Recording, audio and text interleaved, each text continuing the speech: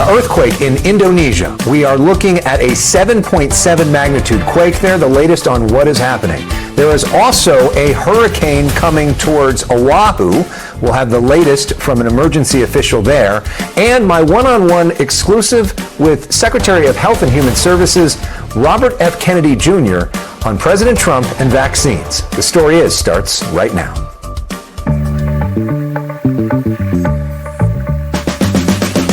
Live from Los Angeles, The Story Is with Elex Michaelson. Thanks for being with us. I'm Elex Michaelson. A massive 7.7 magnitude earthquake struck off the coast of south central Indonesia on Saturday. The local governor says at least 5 people were killed, several others injured. It hit near the island of Flores, which is home to about 2 million people. A tsunami warning issued after the quake has now been lifted. CNN's Gage Goulding is in Hong Kong following this breaking story. To start things off for us, Gage, we're hearing of new aftershocks. Yeah, Alex, and some of these aftershocks were just as strong as the initial earthquake itself. You mentioned there, 7.7 magnitude earthquake, an incredibly strong earthquake. According to the USGS, about 500,000 people in and around that area of northern Indonesia were able to feel what the USGS qualifies or quantifies as very strong to severe shaking, and you can see the video there. People running in shock and disbelief, buildings crumbling in that area. What we've seen is damage to hospitals, damage to buildings. And this video coming from social media is truly impressive, especially when you think about the number of earthquakes that we've had in and around the area of, this is all along that kind of ring of fire area where 90% of the world's earthquakes hit. And look at this video here of the building actually crumbled into it. This was around 6 a.m. local time, so this is just as people are starting to get going for the day. Many still sleeping around 6 a.m. I certainly would be on a Saturday morning local time in Indonesia. That's whenever all this hit. So there's a lot of people inside these structures. That's what I'm getting at here. I want you to listen to somebody that was here in that area describing the moment when the shaking started. Take a listen. The quake was massive. The shock was so strong. We were resting at home with family. There were 13 of us inside the house, and we all ran to save ourselves. Yeah, they're running to save themselves there. And the latest number that we just got in moments ago is that there have been 5 confirmed fatalities, according to a local police official on the ground there, and a number of other folks that have been injured in this, Alex. Gage Goulding in Hong Kong with the latest on that 7.7 magnitude quake in Indonesia.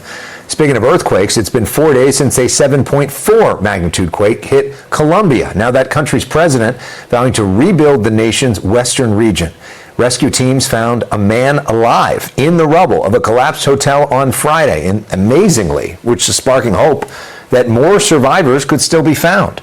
As of Friday, officials say 287 people have died, nearly 400 more are missing, and thousands are injured. Hawaii is preparing for a rare potential hurricane strike this weekend as tropical storm Lala moves closer to the Big Island. The system picking up strength as it moves closer. Lala expected to hit hurricane status before reaching the Big Island on Saturday, bringing as much as 2 feet of rain and storm surge of nearly 3 feet. Hurricanes have made landfall on the Hawaiian Islands only a handful of times since record keeping began. I'm feeling a little bit anxious, like I said.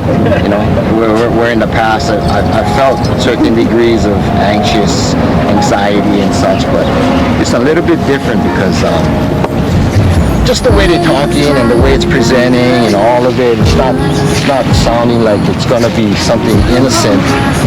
So get ready. Joining me now is Molly Pierce, Public Information Officer for the Oahu Department of Emergency Management. Molly, what is the latest and what's happening right now when it comes to preparation? Hi, Alex. Thanks for having me.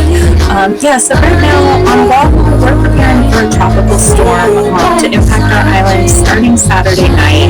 Of course, all eyes are on the Big Island as they potentially experience experienced this as a direct hit from a hurricane, and so we're waiting to see what that looks like. But on Oahu, we're actively preparing all of our city agencies and federal and state partners, along with our nonprofit and non-governmental agencies, to really do everything we can ahead of the storm to get as many people to safety as we can. Be that doing encouraging folks to shelter in place with friends and family and opening shelters as necessary. We're also doing a lot of prep to try and prevent a lot of these impacts. So doing a lot of work to try and keep our streams from overflowing. We had some really damaging flooding back in March with our Kona lows, and so we're really trying to do as much as we can ahead to prevent that kind of incident again. Our big concern though really for this one is the wind, and we have a lot of vulnerable infrastructure. Our power lines are mostly above ground, and we have a lot of big beautiful tropical trees that unfortunately with these strong winds do come down. So we're really asking folks to prepare for prolonged power outages after this storm, which we think could likely be our primary impact on Oahu. I mean, obviously, it's the middle of August. This is the time when so many people are flying in and out of Hawaii from all around the world. What is your message to tourists and your message to residents? Our message for both groups really is the same at this point. If you're here, you're going to need to be ready to take care of yourself through this storm, either if you are a resident, either sheltering in place in your home or going to a shelter. If you're a visitor, you're actually probably in a pretty good position. If you're staying in a hotel, most of those buildings are strong enough and safe enough to shelter in place in, and definitely check with the management of your hotel to find out what their specific plans are.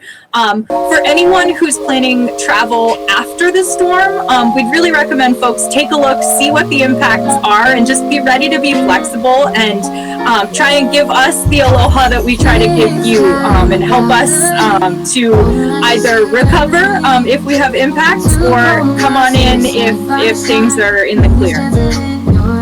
Great messages. Best of luck in the days ahead. Molly Pierce, thank you for joining us. And in our next hour, we will go live to the Big Island. Out of this. Pretty soon I'll be declaring the Hormuz Strait a territory of the United States.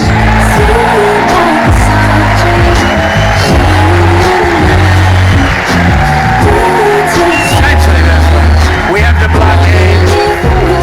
No ships get through unless we want them to.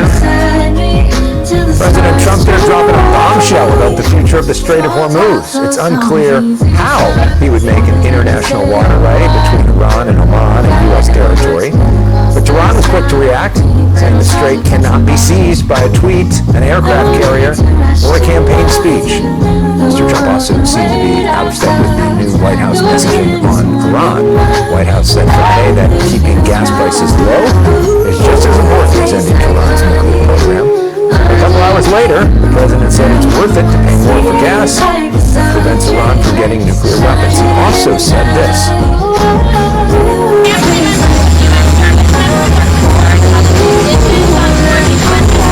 That ship is moving. That ship is moving right now, very shortly, and it's being replaced with another very similar ship. No, not nearly long enough. President Trump dismissing concerns about conditions on the USS Abraham Lincoln, which is deployed near Iran. There have been multiple reports of crew members trying to jump while going overboard in horrid living conditions on that ship. The carrier has been deployed for more than 250 days. Now learning that a crew member of another supporting vessel went overboard without leaving. He was later rescued, but still unclear if he intentionally jumped. The suspect in the murder of the United Healthcare CEO is facing a potential life sentence following his guilty plea on Friday. Luigi Mangione confessed to gunning down CEO Brian Thompson in New York back in 2024. Mangione's sentencing is set for December, but as Lee Waldman reports, he did not plead guilty to murder charges, and it's unclear if he'll ever face them. Lasting less than 40 minutes, Luigi Mangione appeared in federal court in Manhattan Friday, pleading guilty to federal stalking charges. Mangione is charged with gunning down United Healthcare CEO Brian Thompson nearly 2 years ago. Mangione telling the U.S. District Judge, "I shot Mr. Thompson and he died. I knew what I was doing was illegal." As Luigi explained in court today, he endured years of severe, debilitating pain following a broken back while struggling to navigate our healthcare and health insurance systems. In a separate case at the state level, 28-year-old Mangione faces second-degree murder and weapons charges in connection to the shooting death of Thompson, in which he has pleaded not guilty. New York law does not permit a person to be prosecuted and punished twice for the exact same crime. Mangione's defense team immediately filed a motion to dismiss some of the state case on grounds it violates New York's strict double jeopardy laws. This was a strategic move by his defense team to again prevent him from being tried in state court. It's not automatic that the state case will be dismissed. Following the federal court hearing, the Thompson family releasing a statement saying in part, "Today's guilty plea marks an important step towards justice for Brian and for our family. While nothing will ease the pain of losing him, we are grateful that the federal justice system has held the person responsible for this heinous act accountable." The result achieved today now allows our office to seek the maximum penalty allowed, life in prison. In Lower Manhattan, Rob reporting. The story is President Trump's new executive order on vaccines. Health and Human Services Secretary Robert F. Kennedy sits down with me for a one-on-one interview about the Trump administration's vaccine policy. That's next. Decades in Sports, Sunday at 9 on CNN and next day on the CNN app.